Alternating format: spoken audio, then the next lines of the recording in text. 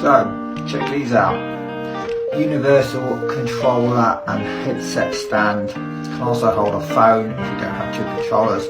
Just got mine in. I went for the red, but as you can see in this video, this one's the orange and black.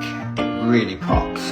Holds all the latest gen controllers, PlayStation 5, Xbox X, S1, you name it, Switch, and it just looks so good. Just sort of, I can't get over how nice they look. And here they are without anything loaded on them. And as you can see, the little man on his controller on the side. It's just such a great design. And they're available now on TikTok Shop. And I believe there's certain discounts if you're quick, but hurry up, stock's going fast.